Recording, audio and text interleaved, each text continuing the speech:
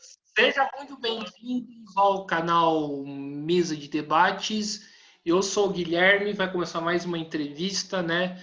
E o tema de hoje, vamos conversar de racismo, vamos falar da questão negra no Brasil, de violência policial, temas que, no meu entendimento e também para o entendimento do canal, faz parte de problemas estruturais aqui no Brasil, e não somente aqui no Brasil, mas no mundo, mas aqui no Brasil ganha, né, traços bastante, né, bastante complicados, bastante significativos. Então a gente vai começar uma série, né? E trazendo várias pessoas, ativistas, intelectuais, até para conversar um pouco desse tema. E hoje eu estou aqui com a Meire, né, para trocar essa figurinha aqui com a gente. Né, Meire, antes da gente começar, por favor, se apresente. Bom, salve, salve, gente. Eu sou a Meire de origem. Eu sou MC, sou rapper. Eu faço rap há alguns bons anos. Eu tenho 35 anos hoje. Eu sou mãe da Ju, uma adolescente de 16 anos, uma adolescente preta da quebrada aqui de São José, né? Eu sou também arte educadora, então já trabalhei em alguns lugares, algumas instituições, como Fundação Casa, entre outras, em São José, Jacareí, inclusive. Já passei pelas fundações Casas de Taubaté, enfim, entre outras. Eu também faço parte dos coletivos Trilona, responsável pela primeira batalha de rimas feminina na caneta no batom, da Frente Nacional de Mulheres no Hip Hop, que agora é internacional, do GT de Mulheres da Cultura. E é isso, amante das artes, né? Sou responsável pelo projeto chamado Divã da Periferia, que fala um pouco sobre as questões emocionais, que traz um pouco essa necessidade do desabafo da galera de periferia, né? A gente sabe que algumas coisas são negadas pra gente. Desculpa, gente, tô com um pouquinho de pigarro. E é isso, tô aqui, é uma honra, é um prazer. É isso. Maravilha! Então, para a gente já ir começando, Almeida, né, aqui em São José teve uma manifestação, né, contra, né, o absurdo que aconteceu na favela do Jacarezinho, né, onde que resultou mais de 20 mortos, né? Conta um pouco aí para a gente, né? Acho que é importante o canal, além de fazer o debate, se expressar algumas mobilizações, algumas lutas que existem no Brasil, né? Conta aí pra gente como que foi essa experiência, como que foi essa manifestação. Certo. Desculpa, gente, tô com um pouquinho de tosse. Eu sou alérgica, né? Sou asmática e sou alérgica. E essa época do ano, que é uma época muito seca, dá uma pegada aqui. Mas eu vou tomando aguinha e vai dar tudo certo. Então, nós propusemos, né? Nós realizamos um ato, né? Em São José dos Campos, né? A respeito da chacina, né? Chacina, né? Que aconteceu no Rio de Janeiro, na favela de Jacarezinho, com mais de 28 mortes. Recentemente, né? Foi um processo coletivo, né, uma construção coletiva de várias entidades, vários coletivos, várias pessoas envolvidas com os movimentos da cidade, inclusive de fora dela. Houve um chamamento nacional pela Coalizão Negra, e aí alguns parceiros também que são né, representantes, fazem parte, representam a coalizão, acabaram aderindo também a esse ato que nós propusemos no centro. Foi um ato pacífico, muito importante. Algumas pessoas não puderam comparecer, infelizmente, porque a gente está num contexto pandêmico, né, no Brasil. A gente está vivendo esse contexto pandêmico, onde a gente sabe que as pessoas que são mais afetadas é a população periférica e a população negra, né, preta e pobre. Então, a gente tem esse olhar, esse cuidado, né? Mas é uma ação que foi necessária. Inclusive, recentemente teve um outro. Eu não pude participar desse outro, infelizmente. Mas aconteceu aqui em São José, em alguns locais de São José. E de lá para cá, coisas aconteceram também, né? A gente teve agora, recentemente, a Kathleen, que foi assassinada dentro da casa da avó, né, com tiro na cabeça, uma mulher negra, uma mulher periférica, que já tinha saído da favela, mas estava visitando a avó, e acabou sendo morta por um tiro de fuzil. Onde dizem-se que, inclusive, a polícia acabou removendo, né, as cápsulas, né, os materiais que precisaria para fazer a perícia e saber de onde saiu a bala. Agora, por quê, né? É a pergunta que não quer calar, né? Se eu não devo, eu não temo, né? Eu penso assim. Por quê, né? Agora também, hoje, eu estava assistindo agora há pouco, né? Tá circulando também nas redes sociais, aí na internet, um vídeo, né, da última quinta-feira passada, se não me falha a memória, aonde 2 homens são assassinados dentro do carro pela polícia militar, né?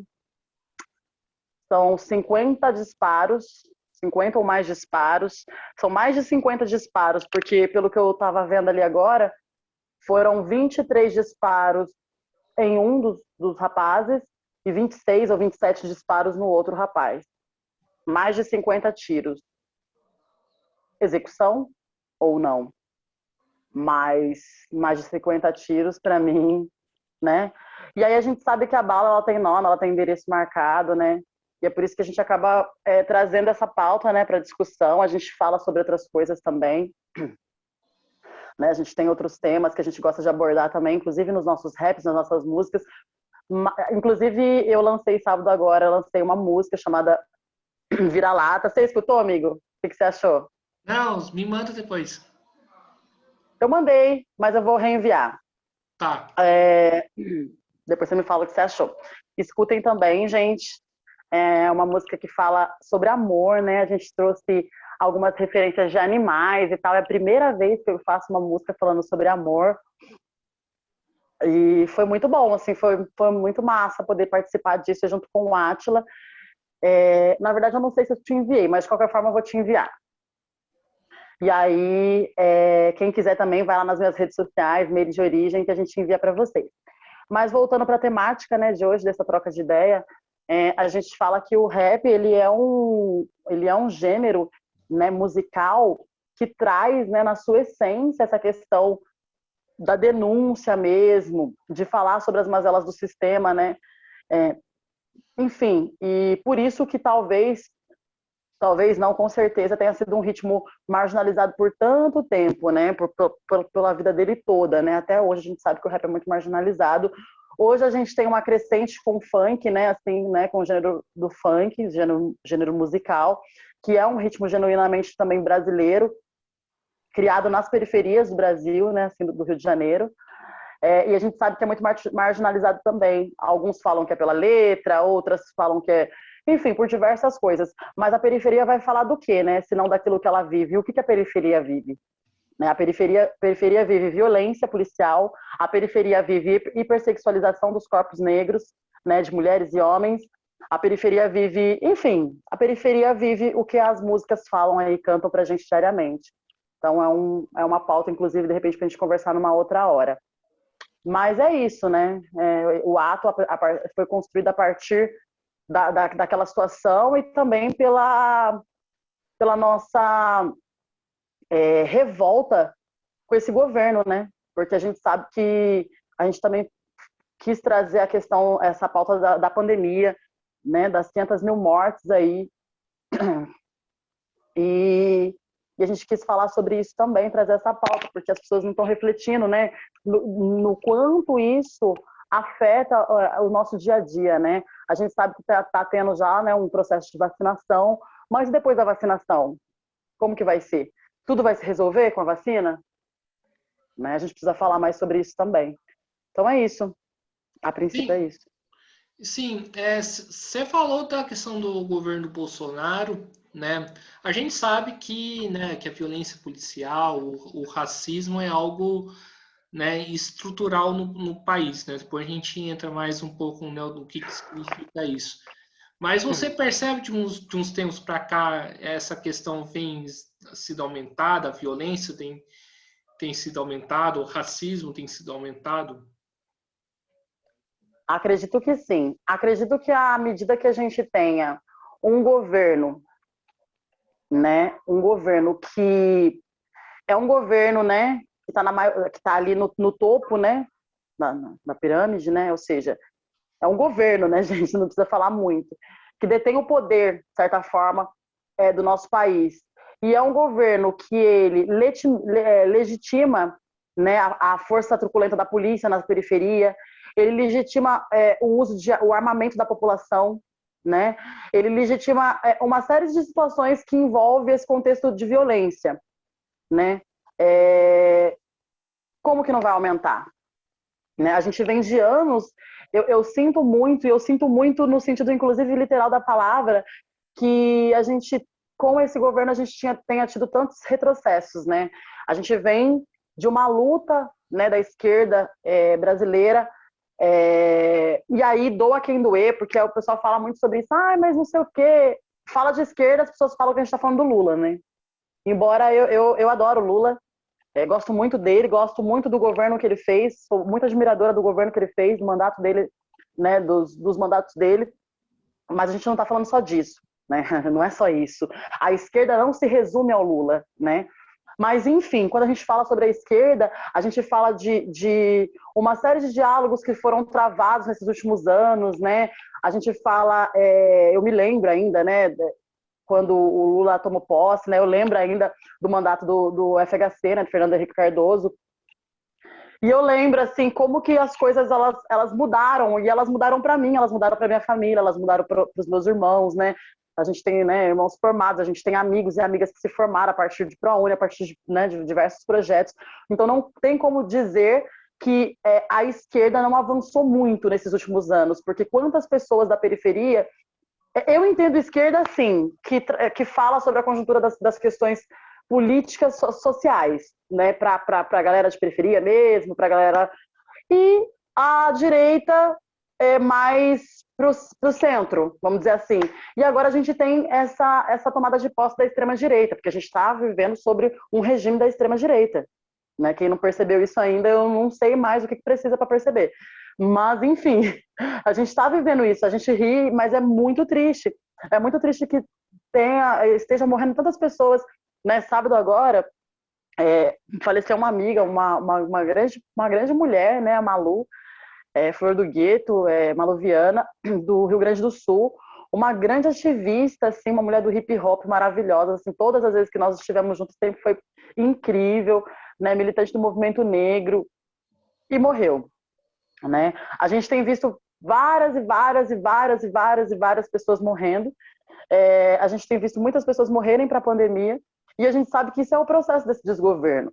E isso é uma violência, porque as pessoas acham que violência, quando a gente fala de violência, a gente está falando só do fuzil, da escopeta e etc e tal. Mas a gente não está falando só disso. A violência é tão ampla. O que está acontecendo com a periferia é violência, né? Porque você reduz a vida da periferia a R$ 150 de auxílio emergencial, ou R$ 300 para quem é mãe, né? R$ 375 para quem é mãe solo de periferia. Você acha realmente que isso não é violento? Você falar para uma mãezinha de quebrada, um paizinho, né? Enfim, muitas vós criam seus netos, né? Falar assim, olha, você vai sobreviver e vai fazer com que eles sobrevivam com R$ 150. Isso é violência, gente. Isso é violência. Né? Então a gente está falando da violência de uma série de formas. Essas famílias que estão perdendo seus entes queridos, tem crianças que perderam o pai e a mãe para a pandemia. Né? A gente tem aqui uma colega, né, uma amiga que era mãe de uma amiga da minha filha, inclusive, que faleceu para a pandemia também. São mortes que poderiam ser evitadas se nós tivéssemos respondido lá atrás, né, se a nossa presidência, né, se o nosso governo tivesse respondido lá atrás às inúmeras tentativas de vendas de vacinas para o Brasil, né? Se o nosso povo já estivesse vacinado, se a nossa gente já estivesse vacinada, ou a vacinação já tivesse tomado uma proporção como tem tomado em outros países, que acreditaram na ciência, né, que deram atenção para a ciência, né, e que trouxeram a vacina para a população. Se a gente já tivesse feito essa vacinação em massa, a gente não estaria perdendo tanta gente. E aí tem gente que fala assim, não, mas que o Bolsonaro é a favor que abra tudo, não sei o quê, blá, blá, blá. Gente, ninguém está falando que a gente é contra que abra as coisas, a gente está falando que a gente precisa vacinar o nosso povo. antes de qualquer coisa, a gente precisa vacinar o nosso povo, porque as pessoas estão morrendo. E assim, e isso é uma violência. O que está acontecendo com o nosso país, o que está acontecendo com a Amazônia, é violência. Né? Eu não sei se todo mundo vai lembrar, mas em 2015, quando teve aquela seca, né? Aquela seca, coisa absurda mesmo, né? E eu lembro que eu me atentei muito, eu lembro que a gente ficou muito preocupado, porque quem paga o pato é sempre a periferia, né? E aí a gente ficou muito preocupado aqui onde eu moro aqui no Interlagos, mas é uma parte aqui que é irregular, sabe? É uma área aqui que é irregular, já faz mais de 10 anos que eu moro aqui. E aqui no começo, pra você ter uma ideia, a gente teve que colocar uma caixa d'água bem grande e tal, né? Quando a gente construiu aqui. E aí que, assim, já vinha água, às vezes uma vez por semana, assim, subia água pra gente, assim. Foi um momento muito difícil, inclusive. E aí de muita economia mesmo, e etc e tal. Então, por isso que eu falo que a periferia paga o pato, sempre. Sempre para a periferia, né? Que vem a conta. E aí, quando eu fiquei sabendo assim, poxa, a Amazônia, né? A Amazônia é o pulmão do Brasil. Eu que estou aqui em São José dos Campos, né? Uma pessoa que eu não tenho formação acadêmica para entender essas questões da bioecologia, etc e tal. Eu já fiquei me pensando assim, poxa vida, né? Então a gente precisa preservar a Amazônia. Aí agora, recentemente, a gente assiste tudo que a gente está assistindo com a Amazônia, né? O crescente aumento né, das árvores cortadas, e enfim, tudo que a gente está assistindo. Então você fica pensando assim, poxa, será que ninguém entendeu? Será que a pessoa que está na presidência não estava aqui no Brasil na época, não entendeu, não percebeu? Sabe? Porque eu penso assim, que os nossos erros, até os nossos erros, eles são importantes para que a gente passe a não errar novamente. Mas você ficar persistindo incessantemente naquele erro, né? Como é o caso da vacina. Vou voltar a falar disso porque é importante, entendeu? Foram mais de 14 ofertas de vacina para o nosso país. A gente está falando de uma tentativa, de 2 tentativas, de 3 tentativas, né? A gente não está falando de... A gente está falando da cloroquina, que foi comprada, que foi gasto não sei quantos bilhões aí em dinheiro, que poderia estar sendo pago aí agora um auxílio emergencial decente para a população pobre, né? Poderia estar sendo agora gasto para comprar vacinação, né? Para comprar vacina e imunizar a população, né? Para as pessoas pararem de morrer. Então, tudo isso é violência, né? A violência é tão ampla e a gente tá tão inserido nesse contexto violento que, às vezes, a gente até passa a normalizar algumas coisas, sabe? Que não é normal, né? O que a gente está vivendo não é normal. Não tem nada de normal. Sim. Ô Meire, ainda já puxando essa questão da pandemia, né? Eu queria que você falasse, explicasse principalmente para o ouvinte, né, do canal, por que que a população negra, a população preta, é a população que mais sofre, né, tá mais sofrendo nesse momento da pandemia, né? Porque muitas pessoas acham que não, que o vírus é democrático, o vírus é aquilo, o vírus atinge pobre, atinge rico, mas a gente sabe que o buraco é um pouco mais embaixo, né? Eu queria que você explicasse para o ouvinte, né, como que, né, essa questão. Tá. Na verdade, assim, a gente tem que entender que hoje, quem está nas periferias do Brasil, nas favelas do Brasil, na sua grande maioria são pessoas negras. E aí, quando a gente vai falar sobre isso... Seu áudio está desligado.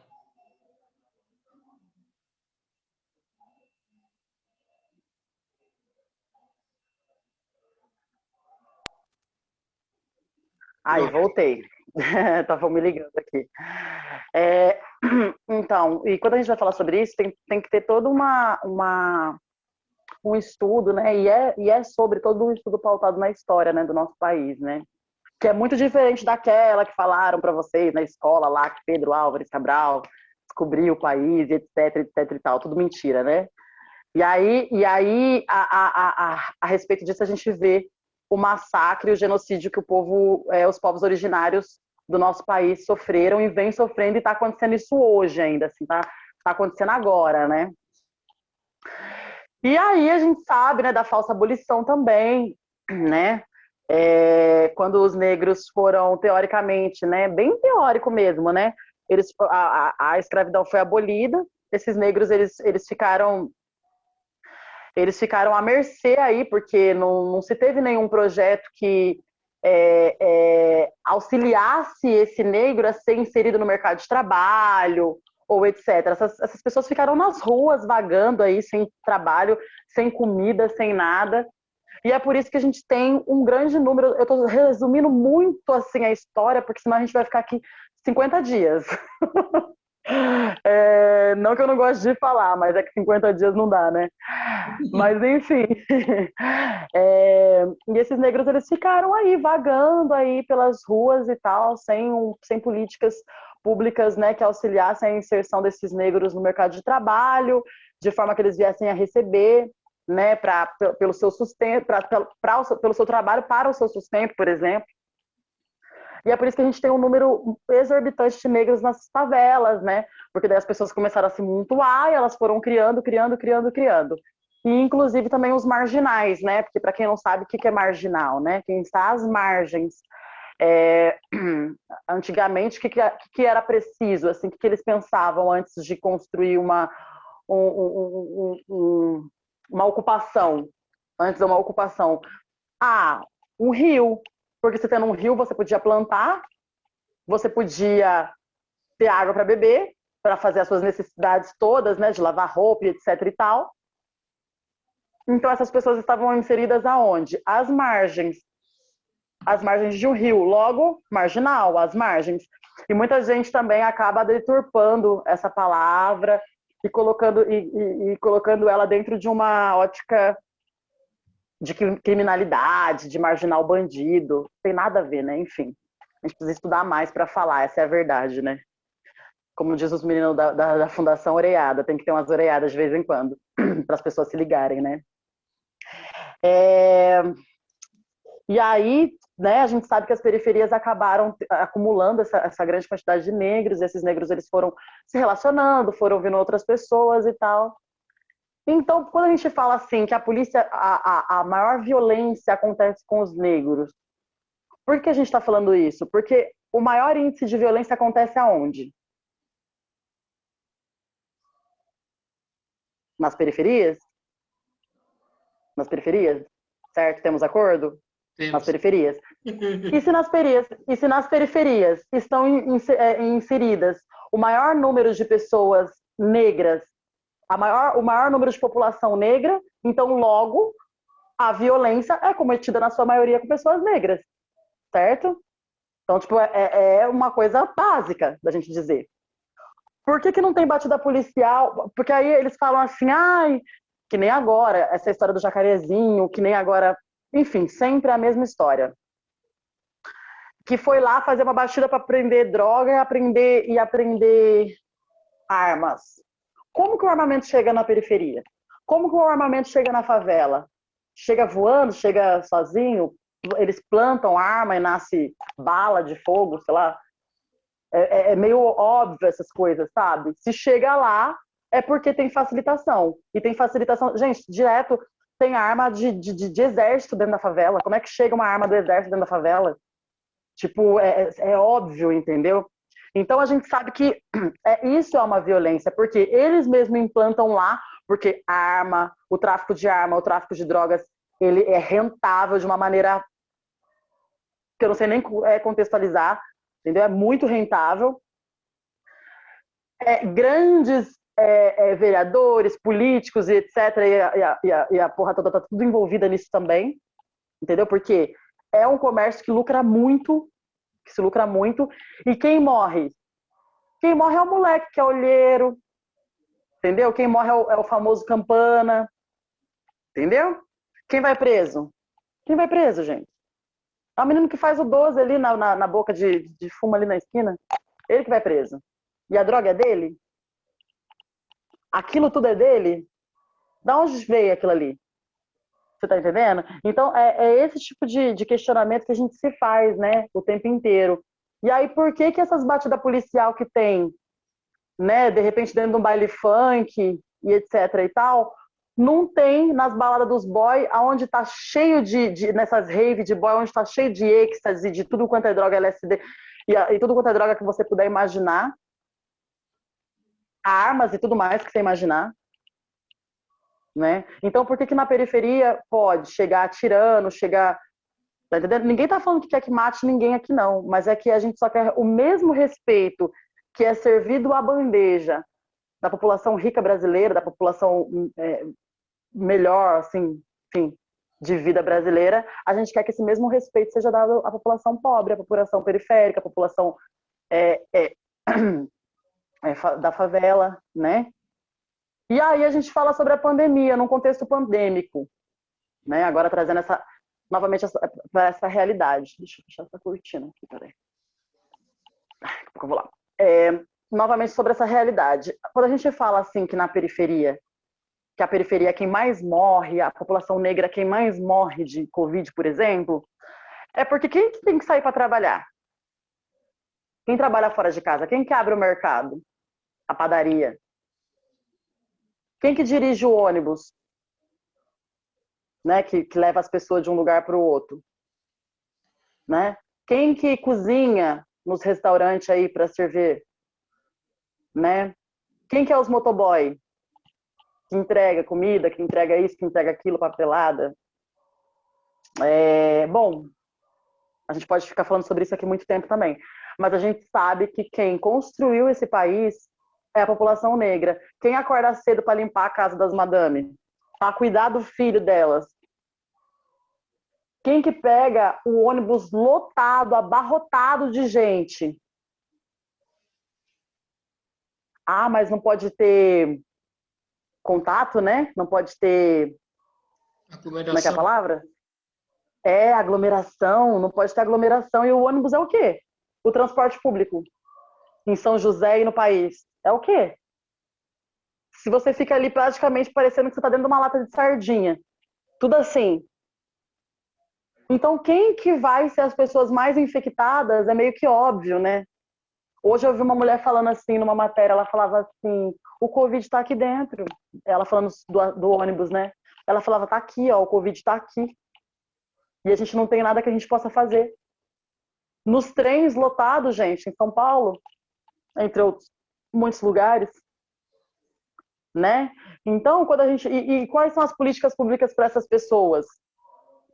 Por que são elas que morrem, mais morrem? Por que são elas que são maiores transmissoras? Porque essas pessoas, primeiro, que elas não podem parar de trabalhar. Elas não podem parar de trabalhar. Porque se o pobre para, o mundo para. Se o pobre para, o país para. Se o pobre para, São José para, meu filho. Se os neguinhos parar, esquece. Essa é uma realidade. E aí também não pode se cuidar, porque a medicação é cara, porque não tem leito. Não tem leito nos hospitais públicos para os pobres. Entendeu? Não tem leito. A pessoa fica à míngua para ter um leito para ela ser acolhida num leito. Ela tem que estar num estágio já avassalador, assim, tipo, muito avançado. E aí, muitas das vezes acaba morrendo. Por quê? A nossa alimentação, ela não é legal. A periferia não se alimenta legal. E quando a gente fala de Covid, a gente está falando de imunidade. De mortes por Covid, a gente está falando de imunidade também. Né? E ela não toma o solzinho de 15 dias dela, né? De 15 minutinhos dela. Ela não tem uma alimentação, né, tão boa quanto ela deveria ter. Então, por isso que é a periferia que acaba muitas vezes sendo mortas, né? E a gente sabe que também tudo isso é um processo genocida, né? Assim, é um projeto genocida, né? As pessoas, às vezes, elas não... É que as pessoas estão tão ocupadas, como diz o crioulo doido, as pessoas não são más, elas só estão perdidas, né? Isso vale para algumas pessoas, viu, gente? Não é para todas, não. Porque a gente que é ruim mesmo, é má mesmo. Muitas. Mas a gente percebe que assim, a nossa população, né? As nossas mãezinhas, os nossos paizinhos, os nossos velhinhos, crianças, os nossos adolescentes, todo mundo tá tão cansado já, as pessoas elas estão tão sem fé, porque é violência em cima de violência, né? E aí, às vezes, elas vão comprando, elas compraram essa história do Messias, né? Porque o Bolsonaro, ele foi eleito de forma legítima, porque as pessoas acreditavam que ele pudesse ser o Salvador. Muitas pessoas acreditaram. Mas o que me assusta, o Gui, o que me assusta mais não foi ele ter ganhado a eleição lá atrás. São as pessoas que o defendem agora, nesse momento. Né? Com tudo isso que a gente já vem vivendo, né, nesses últimos tempos. E a gente está falando de uma eleição ano que vem, né? A gente está falando sobre essa eleição ano que vem. Eleição essa que ele quer que volte pro papelzinho. Você sabia disso? Parece piada, né? Porque diz que não é seguro. Desculpa, eu tenho que rir, cara. Papelzinho é seguro para você meter uma canetada lá e fraudar tudo. É um passo. Você entendeu? Você entendeu? Qualquer estudante de faculdade que participou fez eleição em centro acadêmico sabe disso. Você entendeu? E outra, o Brasil ele é estudado justamente por conta desse processo. É uma das coisas mais zica, para não falar o palavrão que eu gostaria, que a gente criou nos últimos tempos, que é esse meio de eleição, de votação, sabe? É democrático, é uma coisa simples, é uma coisa que é segura, extremamente segura, e é uma coisa que elegeu ele. Como é que não funciona? Gente, é umas coisas assim. Então, tudo isso assusta, né? Assusta, gente. A gente fica, a gente fica, como assim, né? A gente está vivendo um grande golpe aí. Desde Dilma para cá, a gente vê que o negócio, né? A gente vê que o negócio está cada vez mais e me assombra, sabe? Eu tenho muito medo, assim, uma repressão aí, de uma ditadura militar mesmo. Se isso tudo não é esse o pretexto de chegar a 2022. Você já pensou nisso? Eu fico pensando nisso direto. Será? Será que não? Que é muita loucura? Que não vai chegar 2022, eles vão falar, já que eu não vou ganhar, então toma o exército para vocês. Meio complicado, né? A minha avaliação, eu acho que o Bolsonaro, já que você perguntou, minha avaliação, eu acho que o Bolsonaro não vai entregar o governo de bandeja, não. É isso que eu tô te falando. E aí, como ele é o presidente, ele que sanciona, de certa forma, se ele vê que ele vai perder, se ficar óbvio que ele vai perder, será? Será que ele prefere entregar o país para a esquerda ou para o exército?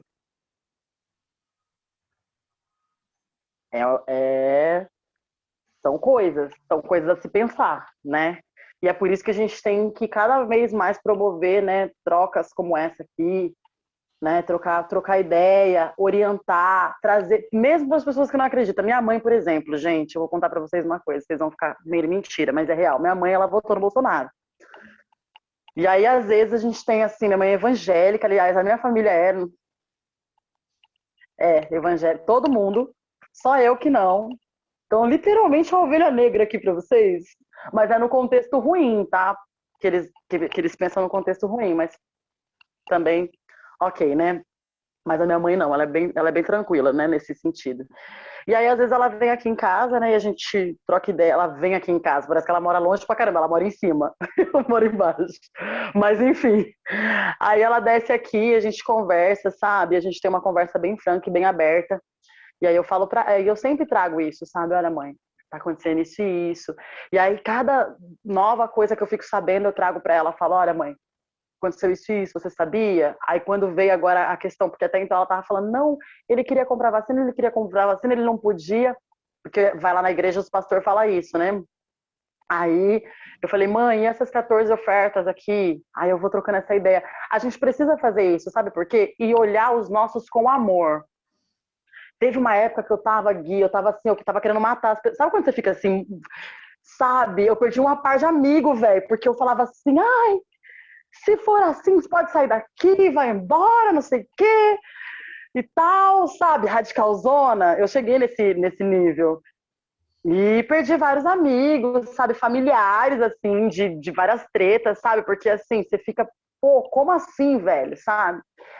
Só que eu entendi, eu cheguei agora numa compreensão que não é assim, não pode ser assim. Tem que ser com amor. Essas pessoas, elas não são más, elas só estão perdidas, entendeu? Essas pessoas, elas acreditaram de fato que seria uma salvação, uma solução, né, para os seus problemas e para um país tão subdesenvolvido, né, tão, enfim, com a divisão tão horrível como é que a gente vê, né, enfim.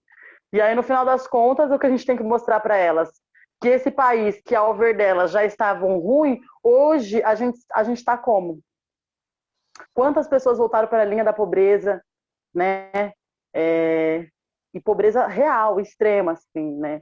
De fome. Isso é muito triste, né? Se não fosse os milhares de projetos que as pessoas estão fazendo aí, que levam uma cesta básica para um, leva para outro, eu mesmo recebi aqui esses dias. Se não fosse isso, eu não sei o que seria de nós, né? Se não fosse o nosso povo, que ainda tem muito amor em nós. Tem muita gente boa no nosso país, né? E essas pessoas que a gente precisa trazer elas pra gente, né? Fazer com que elas vejam o que a gente está vivendo e que isso aqui tudo um projeto. É tudo um projeto. Não foi nada que aconteceu assim, nossa, ai, mas é por causa da pandemia. Lógico que não, gente. O país já não vinha bem antes da pandemia. Mas as pessoas, elas esquecem, parece que esqueceram, né? Mas o país já estava muito mal antes da pandemia. Já vinha de mal a pior, né? E é isso. É isso, Gui. São tantas coisas para falar, né? Dá para fazer um livro. Não, sim, é essa que é a intenção. Ô, Meire, né? O pessoal fala, né, muito dessa questão da periferia, quanto a periferia acordar, né? Você percebe-se que a periferia está acordando perante esses problemas todos que estão acontecendo no país? Olha, eu acredito que sim, mas a passos lentos. Mas eu acredito que sim. Eu acredito que já houve, assim, já está havendo um levante da periferia, assim. E você vê isso nessas manifestações que estão tendo, que não foram só aqui em São José, não são aqui, mas é no país todo, né? A gente vê isso quando as pessoas elas estão indo para as mídias contar os... Eu acho que a internet ela possibilitou muitas coisas também, né? Ela ajudou a gente de várias maneiras, né? Inclusive com esse negócio de você botar a boca no mundo, de fato, né? Que a gente falava antes, pôr a boca no trombone. Agora você põe a boca no mundo de fato e faz as informações chegarem. Mas eu acredito que ainda há passos muito lentos, e não é culpa da periferia, é culpa do projeto, desse projeto de morte, desse projeto terrível que a gente vive de governo, de desgoverno. Por que eu estou te falando isso? Porque se a periferia tá ocupada, tá ocupada demais, lutando para sobreviver, para colocar comida no prato dos seus, você acha que sobra tempo para essa periferia acordar de alguma maneira, estudar de alguma maneira, ver de alguma maneira as coisas que estão acontecendo? Eu acho que é quase que impossível você conseguir ser tão onipotente, onipresente, que ninguém aqui é Deus, né? Então, a periferia, ela tá ocupada. Ela tá ocupada demais, ela tá lutando para sobreviver, tá lutando para botar comida na mesa, porque não é só porque é tempos de pandemia e muitas pessoas podem ficar em casa gozando né, das maravilhas dos seus lares, que a periferia pode. As pessoas elas estão saindo, basta você ir de manhã e olhar no ponto de ônibus, e olhar dentro dos ônibus, o tanto de gente que tem. Aquelas pessoas são todas as pessoas que não ficam em casa, não podem ficar em casa. Porque se elas ficarem em casa, elas vão morrer de fome e os seus vão morrer de fome também. Então, como é que vai ter um levante dessas pessoas se elas estão ocupadas demais para sobreviver, na busca da sobrevivência? Então, está acontecendo, mas eu acho que ainda é lento. Deveria ser mais, poderia ser mais. Se a gente tivesse mais tempo para estar fazendo isso, para estar se levantando, para estar se organizando, para estar lendo, para estar, enfim, procurando ter mais informação, se antenando mais. Mas como é que você vai trocar uma ideia? Eu falo muito sobre isso quando eu falo sobre o feminismo e tal, algumas pautas assim específicas, né? É muito complicado você conversar com uma mãe de família que acorda às 5 horas da manhã e chega em casa às 8 horas da noite, entendeu? Às vezes ela já está até desacreditada. E outra coisa, que chega às 8 horas da noite e vai deixar a comida pronta para o dia seguinte para os filhos, vai deixar uma roupa no varal. Você tá entendendo? Quando chega um domingo, se essa mulher tiver uma folga, ela quer ficar na cama, velho. E não é porque ela tá doente. É porque esse projeto de desgoverno mesmo, é porque a pobreza, ela é adoecedora mesmo. Ela é ensandecedora. Ela enlouquece a gente, inclusive. Então é tudo isso aí. Mas acredito que a revolução, né? Isso aqui já é parte do processo de revolução. Eu acredito muito nisso, sabe? Que a gente tem que andar conforme as nossas pernas permitem, né? Você não pode dar um passo maior do que sua perna alcança, porque senão você vai cair, não vai adiantar nada, você vai ter que começar de novo, do zero, né? Então, quando você vai subir uma escadinha, você não tem que ir um passinho de cada vez conforme sua perna aguenta, porque senão, se você der um passo maior, você cair, você vai chegar lá embaixo e vai ter que começar de novo. Vai ter que começar de novo. Então, eu acredito que isso que a gente está fazendo aqui, ele já faz parte desse processo de revolução, sabe? Dessa necessidade, né? E aí é isso, é trazer essas ideias, trocar mais ideias, conversar com a vizinha, conversar com a mãe, com o pai, com os filhos, com o marido, com a esposa, com o crush, com a crush, com todo mundo, com quem puder. Eu já tô no auge que eu tô falando até pros meus gatos, entendeu? Olha aqui, gato, você não tá entendendo. O bagulho tá louco, mas é real. Ô, Meire, eu também escuto também o seguinte comentário, que a esquerda não consegue chegar na periferia, porém o pastor chega. Como que você vê isso? Primeiro que eu acho que isso não tem nada a ver. Assim, cada pessoa pensa como quiser, né? E eu tenho o direito de pensar do jeito que eu quero. E eu penso que não tem nada a ver. Quem fala isso é porque não sei se tá na periferia, entendeu? Porque eu tô na periferia e assim, também tem isso, né? A esquerda. Eu não sei o que eles querem dizer com isso, assim, exatamente.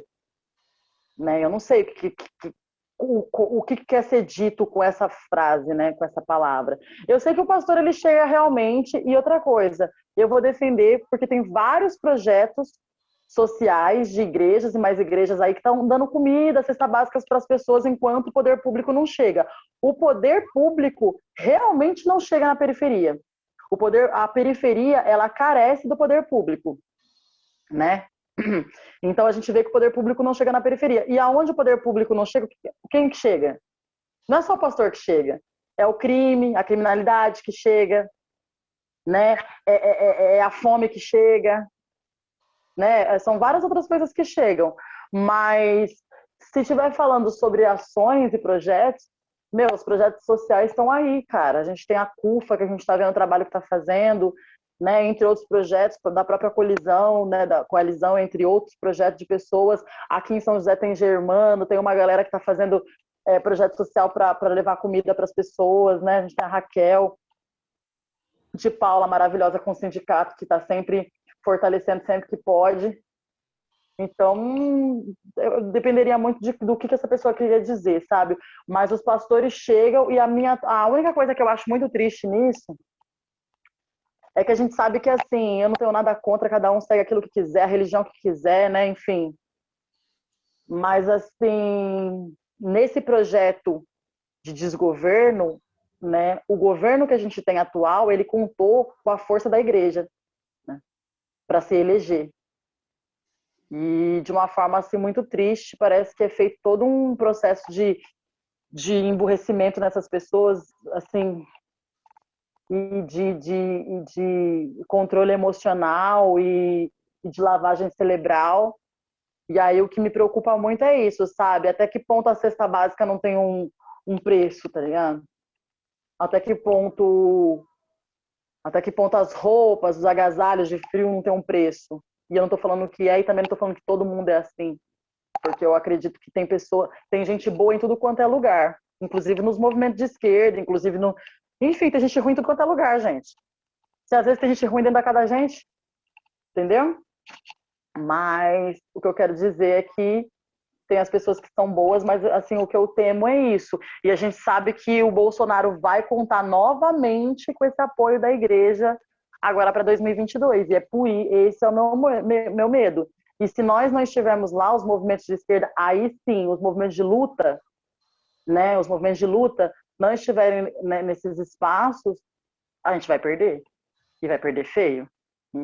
Mesmo porque a gente vive num país que ele é cristão, nós vivemos num país cristão.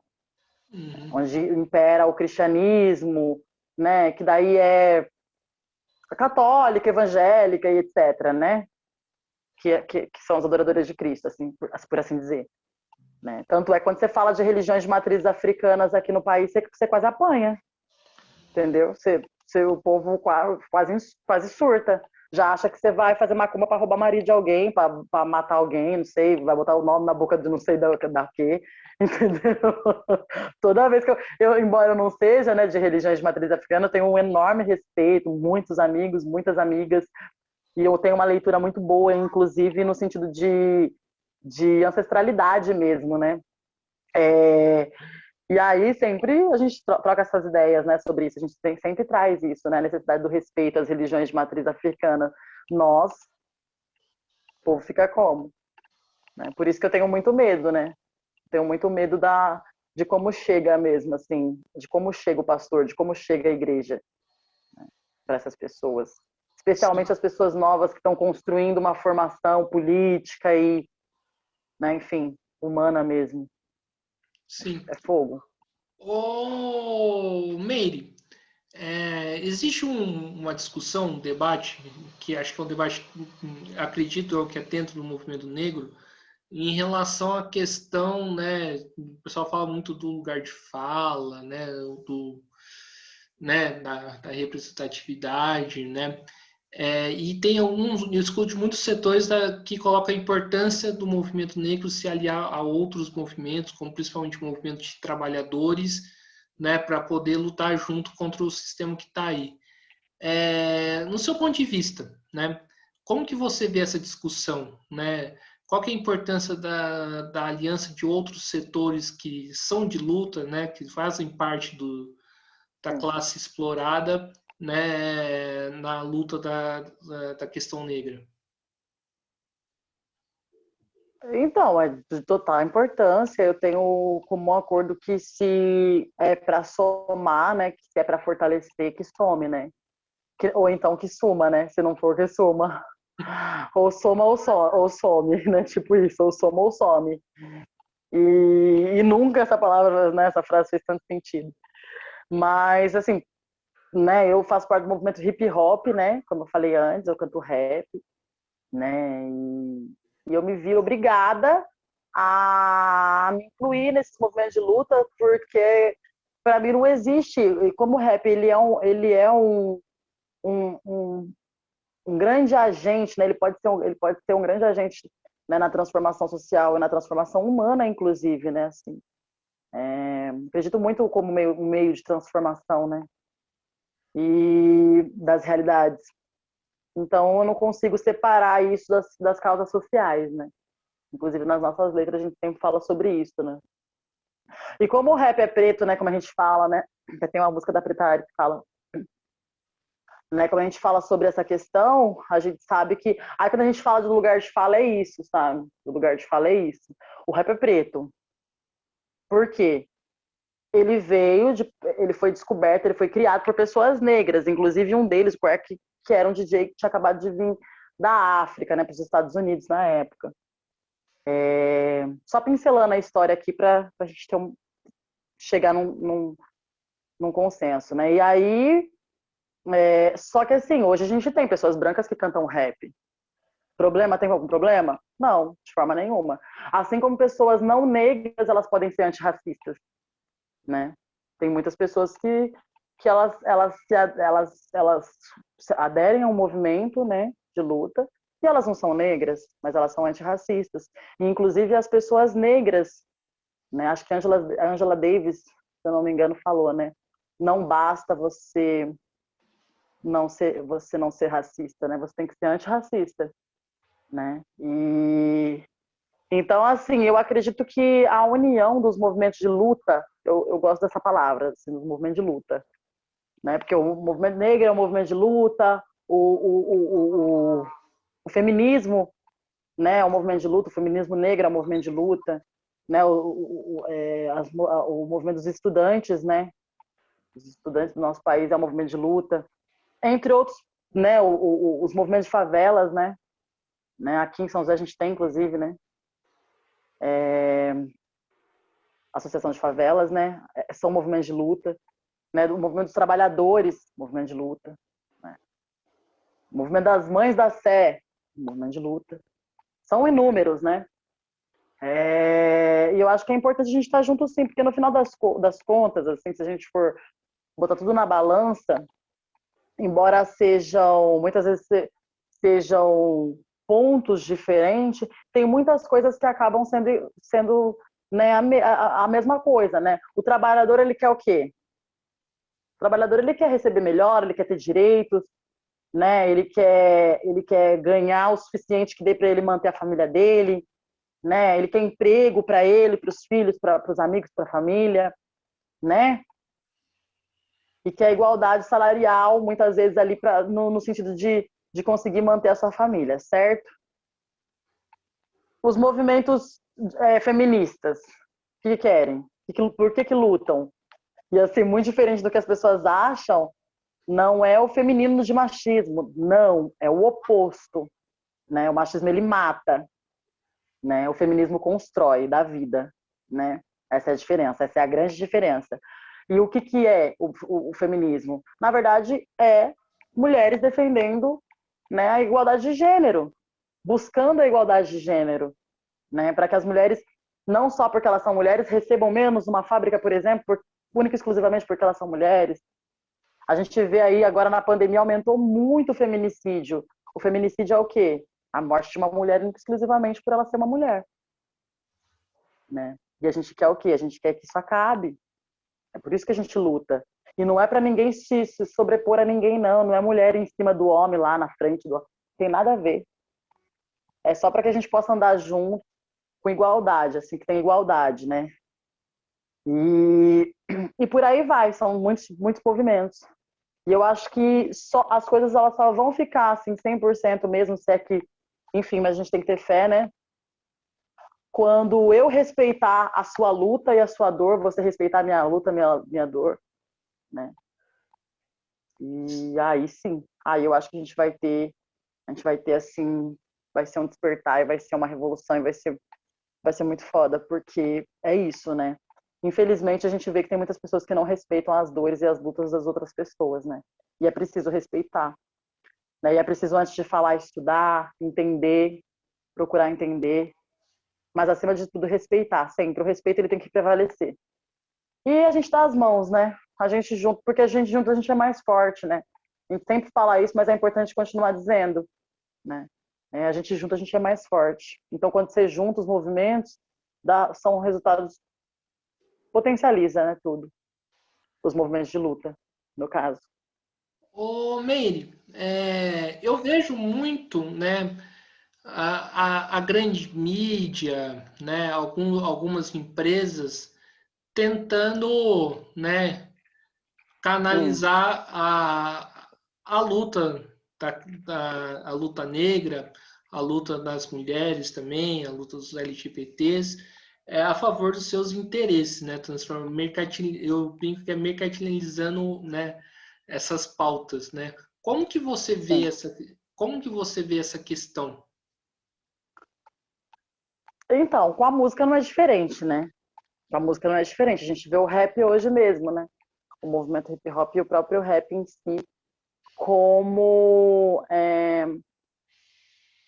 nunca se teve uma valorização tão grande como a que está se tendo agora, né? E aí com isso a gente vê essa mercantilização desse mercado, né? Que é o fonográfico, especialmente o rap, né?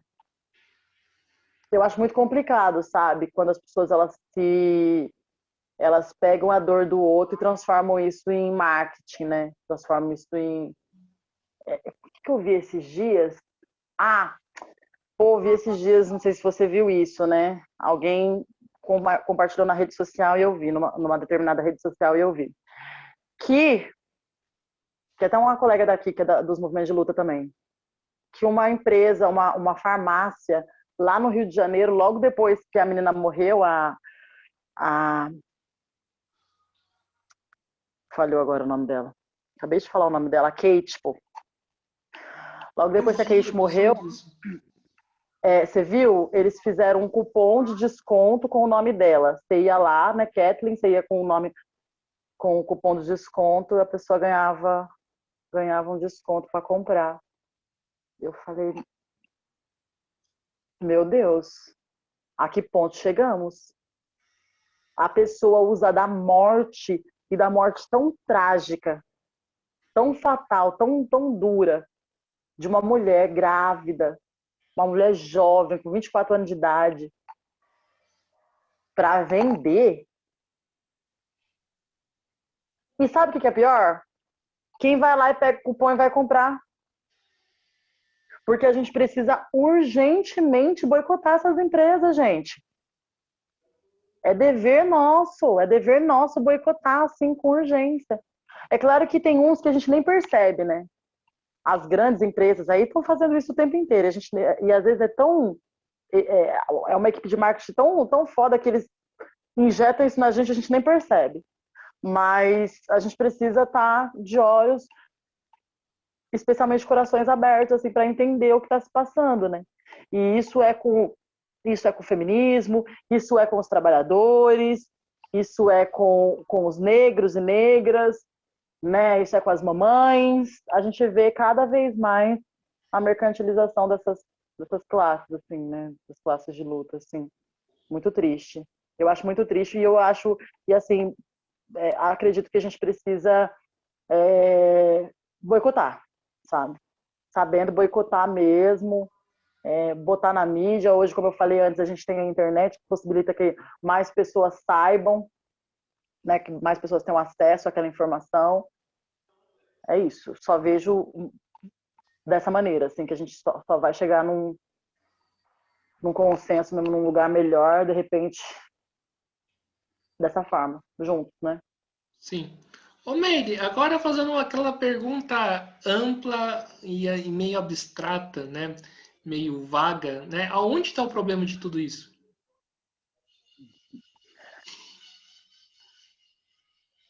Você sabe? Se você souber, você me conta. Mas eu tô tentando. É que a gente, quando você faz a pergunta, a gente pensa assim, né? Num turbilhão de coisas, assim, né? Que a gente poderia pontuar. Mas eu acredito que a política brasileira. Perdão. Eu acredito que a política brasileira, ela infelizmente, né? Tristemente dizer isso, né? Ela é um grande problema da nossa nação, sabe? É muito duro dizer isso, a gente está falando de pessoas também, né? A gente está falando, né, de uma instituição que era para ser incrível, que era para defender os nossos direitos, mas a gente tem visto cada vez mais, né, essa instituição chamada política só prejudicar mais a gente nós que somos os pobres, né? Eu acho que esse é o maior dos grandes problemas, ao meu ver, claro. Porque é na política que passa tudo, né? Passa tudo por eles, né? Passa tudo por eles. Mas, por outro lado, a gente tem aí as pessoas, o ser humano em si. A gente precisa fazer com que as pessoas entendam que o voto não é qualquer coisa, você não pode vender, você não deve vender, né? Não deve se deixar ser subornado, né? Que a gente só consegue a mudança, uma parte da mudança ela vem com o nosso ato de votar. Eu acho que nas urnas. Inclusive, a gente tem uma dura missão agora em 2022, que é essa, de não permitir que o Bolsonaro assuma um novo mandato. Acho que essa é a nossa maior missão. porque eu não estou falando que ele é o único responsável por todos os problemas da nossa nação, mas por boa parte. Por boa parte. E se a gente não conseguir tirar ele nas urnas, eu não consigo ver a breve prazo solução para boa parte dos nossos problemas. Porque a gente está falando de uma pessoa que está num status de poder máximo do nosso país, né? O presidente, ao meu ver, é o maior status de poder, né? O maior de um país. E aí a gente está falando de um cara que é homofóbico, que é racista, que é... Enfim, tanta coisa. Você tá entendendo? Machista, né? Então eu acredito que passe por ele ali. E a gente vê um aumento significativo das violências depois, né, dos projetos de armamento da população, entre outros. Então a gente está falando sobre isso, entendeu? É sobre entender, né? A gente precisa abrir nosso campo de visão e sair um pouco fora mesmo assim da bolha, né? Para entender o que está acontecendo com esse projeto genocida que a gente está vivendo, né? E aonde que isso aperta o nosso calo. Porque tem gente que só percebe as coisas quando aperta o calo delas, né? Então, opa, bora perceber aí, gente. Abrir o campo de visão aí, de percepção, porque o negócio tá feio. E todos nós somos parte de um todo, né? Sim. E acho que seria interessante a gente colocar aqui na conversa, né? A gente falou muito do governo Bolsonaro e tem que falar mesmo, né? Porque, né, é um desastre, é uma tragédia, né? Sim. Mas a gente tem que também pautar aqui outros governos, como por exemplo, cita aqui o João Dória, né? Como que o movimento negro enxerga, né, os outros governos, né? Qual que é a relação? Acho que seria importante falar, não para mim, que eu já sei, mas para o público, de modo geral. Sim. Olha só, nesse caso eu vou falar como uma Meire, tá? Eu não vou falar como movimento, assim, mas eu acredito que uma grande parcela do movimento pensa da mesma forma. A gente tem aí esse projeto também, né, João Dória, a gente sabe que é um projeto para 2022 também. Inclusive agora final de semana, né, ele lança lá a tabela, né, de idades e dos meses lá que cada faixa etária vai se vacinar, né? Inclusive antecipando um mês que era o calendário anterior. Aí esse calendário agora ele vem com um mês de antecipação, que inclusive até a minha idade, que é até 35, até 39, eu acho, agora para julho e depois agosto o restante, mais um tanto em setembro, assim vai. Acho que até setembro, imunização de toda a população aqui do estado de São Paulo até 18 anos, né, acima de 18 anos. Isso aí é um projeto, né? É um projeto. Ele já começou a campanha política dele. Essa é a campanha política dele. Já começou agora? Algumas pessoas não perceberam, mas já começou. E assim, eu não sei ainda se vai sair o Boulos, quem que vai sair, né? Pelo PSOL. Eu sou filiada ao PSOL, gente. Assim, para quem não sabe, inclusive eu estive à disposição, né, no mandato coletivo, com meu nome à disposição no mandato coletivo agora, né, no ano passado, junto com o JB, né, JB Magalhães e a professora Bia Kornak, pelo PSOL. Nós não conseguimos ganhar, né, as eleições aí para exercer um mandato, mas a gente conseguiu balançar um pouquinho das estruturas da nossa cidade, foi bem bacana fazer isso. Essa travessura. E aí eu faço parte do PSOL, né? Sou filiada ao PSOL. Então não sei assim ao certo quem que vem, né? Mas a gente precisa, né? É isso. Acredito que o Haddad também novamente, não sei se vai ser ele pelo PT, mas acredito que vai ter Haddad aí também nesse palio aí, eu não sei, olha, é tão complicado, né? Tá tão difícil, assim, a minha tristeza maior e, assim, o grande problema que ao meu ver, é essa divisão dentro da própria esquerda, né? Essa divisão acaba dificultando porque se a gente tem, vamos colocar 50% de esquerda, mas 25 votam em fulano e 25 votam no outro fulano, difícil, né? E não é só isso, né? Tem mais, né? Não é só... A esquerda não vem só com duas chapas, né? Então não sei, sabe? Mas eu sei que, assim, PSDB também não é a solução para ninguém, né, gente? Vamos pensar direitinho, que a gente já tá vendo aí São José dos Campos com esse mandato gigante. A primeira vez foi 16 anos, agora a gente já, né, já ultrapassou, já tá nem sei com quantos anos já, que já deu desse, né, segundo mandato, né? Vai para 8, né? Para 8 anos. É.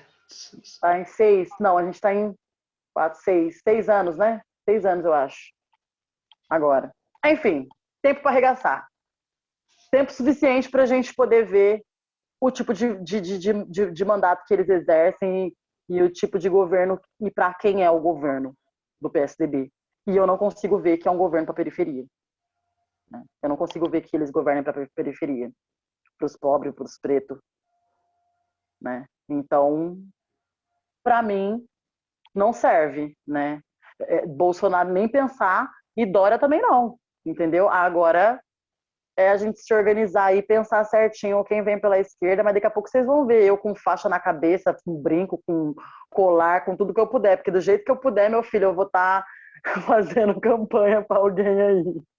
Com certeza, provavelmente para a pessoa que vai sair pelo meu partido. Vamos ver, né? Pelo meu partido, né? Pelo pessoal. É isso, né? Vamos ver aí. E você? Eu. E você, Gui? Eu acho, né, que a esquerda, né, a Meire tá agora tá me entrevistando. Você viu que cara de pau? Não, eu acho que, na verdade, né, eu sou daqueles que não dá para esperar 2022, porque, né, tá morrendo mais de 2.000 pessoas por dia no país e que era para tirar o Bolsonaro para ontem, né? Porque eu não tô afim de, embora eu já fui vacinado, né? Mas eu não tô afim de ver acho que o povo não tá afim de vacina para 2022, o povo tá afim de vacina para ontem, né? Sim. E aí acho que é necessário a gente, antes de pensar em eleição, a gente pensar numa forma de luta que derrube o Bolsonaro, mas que derruba os militares, Mourão, e que a gente pensa, né, com uma forma de como questionar o sistema. Essa, pelo menos, é a minha visão, né, de como encarar, né, esse momento complicado. É que assim, a gente vem aí já das lutas assim, né, das classes indo para as ruas, a gente tem assistido aí, né? Diz que a voz do povo é a voz de Deus, né? Mas a gente viu agora recentemente quantas milhares de pessoas nas ruas, né, pedindo pela saída do Bolsonaro, né? É claro que Uhum. não resolve também o Mourão, como você falou, ocupar, porque é uma super merda e uma merda mais ou menos. Desculpa, gente, vocês estão assistindo, mas assim, eu não consigo, eu não tenho uma outra definição, sabe? Perdão. Mas é isso, sabe? E, e aí a gente fica, e a gente dorme e acorda, né, com esse medo, assim, cara. Vamos tirar o Bolsonaro, aí se o meu Mourão entra, como que vai ser? Como é que tira os dois de lá? Porque esses dois, assim, parecem aquelas plantas que gruda na parede, que não sai nem que um caramba, nem que você... Não tem o que você faça. E se você arrancar um pedaço dela, o outro fica lá. É essa leitura que eu faço, assim, sabe? Então a gente precisa mesmo, assim, para ontem, dialogar, assim, isso que a gente está fazendo aqui é importante, e pensar numa forma, mesmo numa estratégia mais complicado, hein? E a gente está vendo aí dia após dia quantas coisas que a gente tem visto aí, gente. Já era para ter pedido o impeachment desse ano faz tempo. Por muito menos o golpe lá na Dilma que foi feito, gente. Não, é inaceitável. E assim, e é uma tragédia tão grande, tragédia, né, tão grande, que não é só ele, a família dele São escândalos e mais escândalos quase que diariamente sendo vindo à tona e tá tudo bem, tá tudo normal, ninguém faz nada. Difícil, não sei mais o que pensar. Mas eu acredito que parte da solução para isso, assim, pensando de uma forma para agora, é a gente ir para as ruas mesmo, tomar as ruas. Por que você acha que a vacina... Será que não é um projeto também? Não vacinar o povo não ir para as ruas? Entendeu? Eu já começo a pensar, filho, teoria da conspiração total aqui, meu filho. Porque a gente tá vendo tudo que está acontecendo, entendeu? Mas vacinando a população agora. Eu não sou das pessoas que falam assim, ó, vai todo mundo pra rua, vai, porque a gente sabe que tem gente... Eu, por exemplo, sou asmática, né? Tenho asma. Mas tem gente que tem outros problemas muito piores que o meu, né? Então, é complicado, né? A pessoa tá na rua, mas na hora que nós vacinar, esse país vai pegar fogo. Meu, e eu Tomara. mal posso esperar. Eu mal posso esperar. Só isso que eu tenho para dizer. Eu Tomara. mal posso esperar. Então, acho que é isso, Meire, né? Então, estamos aqui encerrando mais uma entrevista, né? Primeiramente, quero agradecer, né, imensamente pelo papo, gostei e muito, né? E peço para você fazer as considerações finais, se você quiser. Massa. Bom, quero te agradecer pelo convite. Agradecer também pelo espaço e por essa proposta, né, do programa de trazer esse bate-papo, de trazer essas pautas que são tão importantes que você vem trazendo, né? Como essa, né, que a gente está conversando aqui. Eu acredito que a gente só promove a mudança a partir de uma movimentação, né? Não tem como promover mudança parado, né? Promover revolução, promover seja o que for, parado né, no sofá da sala, enfim, não tem como, né? Eu acredito que, como eu falei antes, eu vou repetir agora, nós já estamos vivendo né, esse processo da revolução mesmo.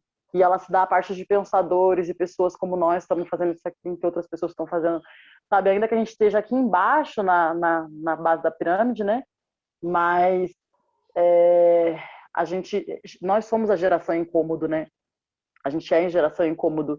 E quando a gente faz isso aqui, né, estando aqui, a gente percebe o quanto de fato a gente é, o quanto de fato a gente é a geração incômodo.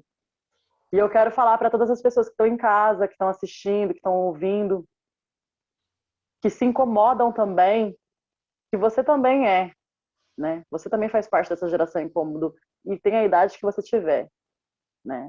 Pertencentes a essa geração incômodo que a gente tanto fala, é qualquer pessoa que se incomoda quando vê o desgoverno, quando vê tantas pessoas morrendo, quando se assusta e fica triste, chora e se deprime, quando pensa nessas 500 mil mortes que poderiam ser evitadas, né? Quando vê Kathleens e mais Kathleens sendo mortas dentro das suas casas, né?